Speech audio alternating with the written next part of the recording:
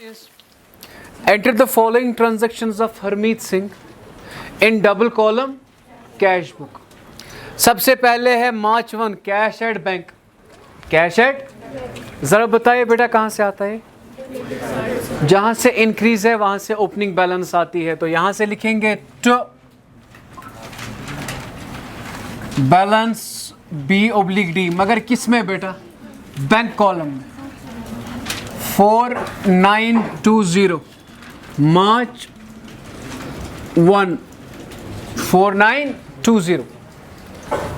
Question कह रहा है इसके बाद मैंने गुड्स खरीदे रवि कुमार से. अगर भी चीज़ हम पोस बड़े किन काम गए मगर 9,000 रुपये चुस बह दिवान.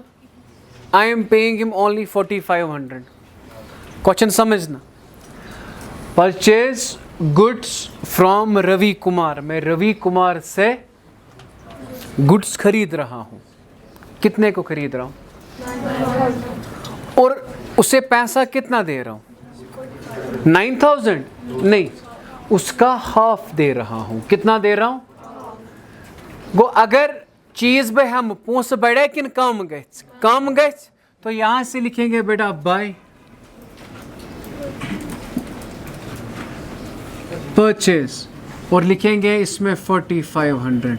9,000 नहीं लिखना बेटा. सर क्यों?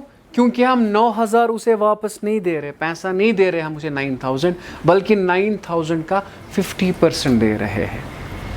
फिर से समझना, हम उसे 9,000 नहीं दे रहे, 9,000 का कितना दे रहे? 50%. Is that clear? So purchase goods from Ravi Kumar 9,000 और उसका 50% हम दे रहे हैं, that is 4,500. Is that clear? So what is the date? March 4. And after that, my dear, received a check from Ranjit Singh and deposit into bank. हमने रंजीत सिंह से पैसा पकड़ा. अगर पैसा पकड़ा तो पैसा बढ़ेगा कि कम होगा? तो कहाँ से आएगा? डेबिट साइड से. तो रंजीत सिंह बेटा कितना? 12,000. Okay, so date is March 7. Now this is the point. Issued a check of 4,900. Issue means practically दिखाता हूँ. ये इशू का मतलब है क्या? इशू का मतलब है क्या? हमने चेक दी किसे बेटा? सतनाम सिंह है इसका नाम, Satnam. Issued a check of 4,900 to Satnam after deducting discount 2%. Issue means मैंने लिखा, आपको दिया. आपको दिया means paid. तो issue का मतलब है paid और received का पॉइंट है ये. कंफ्यूज नहीं होना, कंफ्यूज नहीं होना. मैंने चेक किसे दी? सतनम. Is that clear? अगर भाई मैं चेक दिम पोस बड़ा किन कम गए तो इट इज पेड का पॉइंट है. क्या है ये?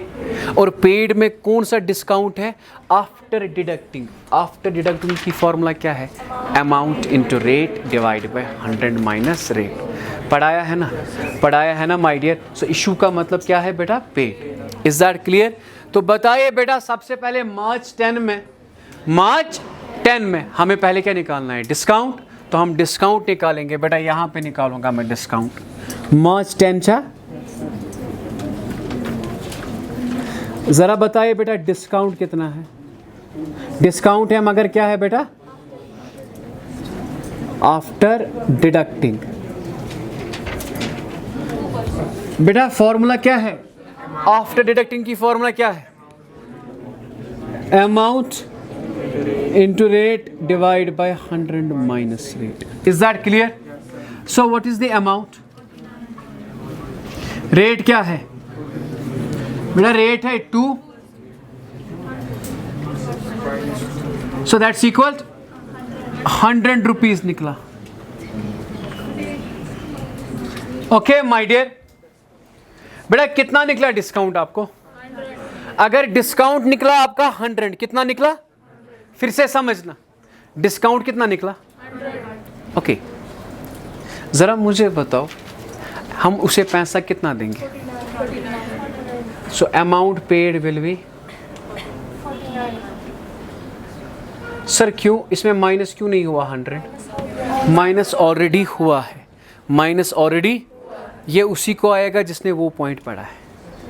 Late me clear my dear. अच्छा मुझे बताओ, अगर मैं चेक देता हूँ सतनाम सिंह को, पैसा बढ़ेगा कि कम? कम होगा. कहाँ से आएगा? By Satnam Singh. How much the amount is, और डिस्काउंट कितना आया? Is that clear? तो आपको क्लियर हुआ है डिस्काउंट का पॉइंट? अगर क्लियर हुआ है तो याद रखना माय डियर, ये चीज़ें आप याद रखेंगे. Is that clear? Okay, now March 13 good sold for 6500. अगर अब चीज कन पोस बढ़े किन कम गए? बढ़ेगा ना. अगर मैं गुड्स को बेचूंगा या मैं कुन मोबाइल, पोस बढ़े किन कम गए? बढ़ेगा.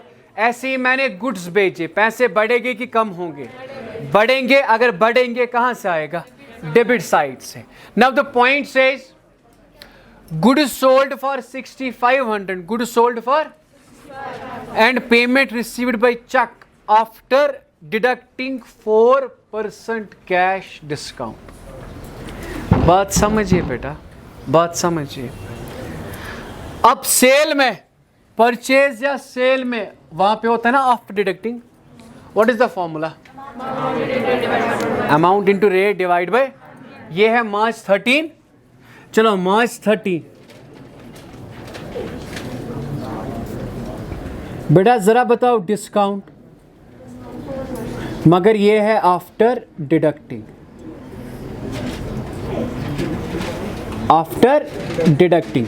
बेटा what is the formula in case of purchase and cell?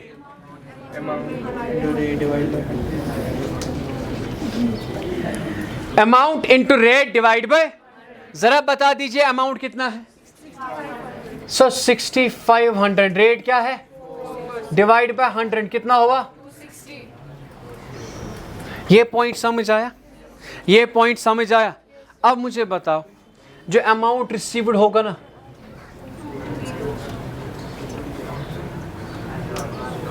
वो कितना है?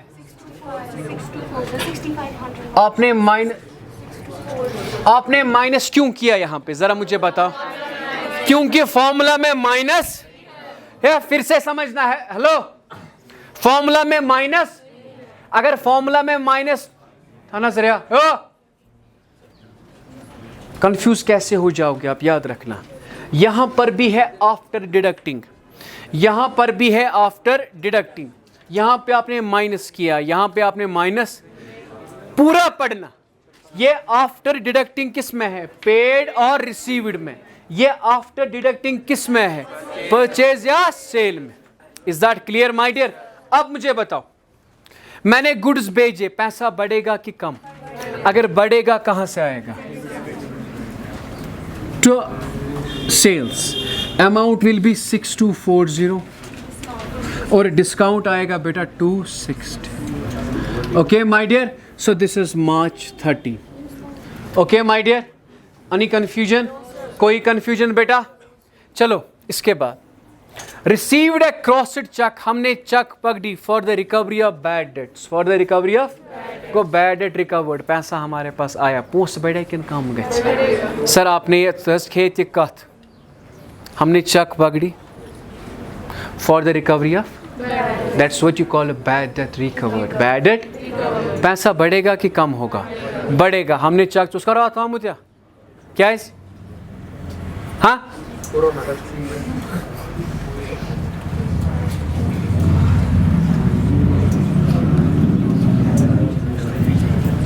तो बैड डेट रिकवर्ड बेटा क्या है? ये मार्च 16 है. How much my dear? Okay बेटा. Now question says March 19 cash withdrawn from bank for personal use. हमने बैंक से पैसा निकाला, किस लिए निकाला?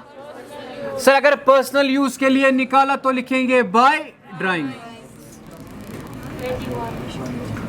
How much my dear?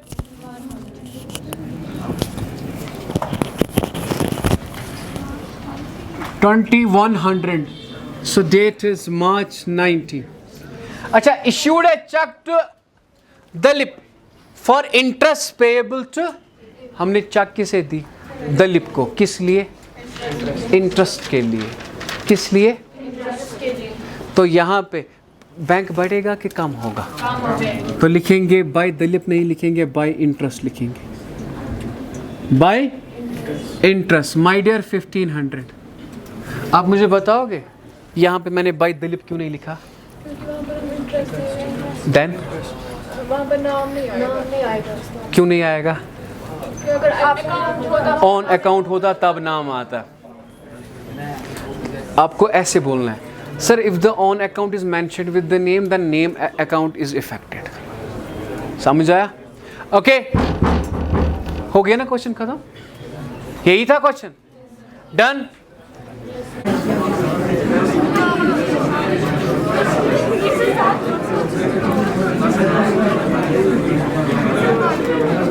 Total बेटा, टोटल बताओ ना फिजा. हाँ,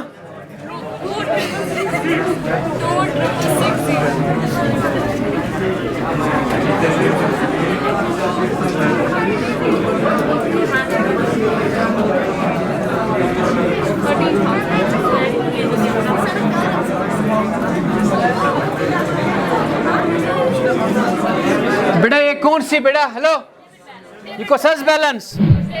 So debit balance of bank column in cash book indicates cash at bank. I will repeat my words. Debit balance of bank column in cash book indicates. Is that clear? ठीक है my dear, complete है.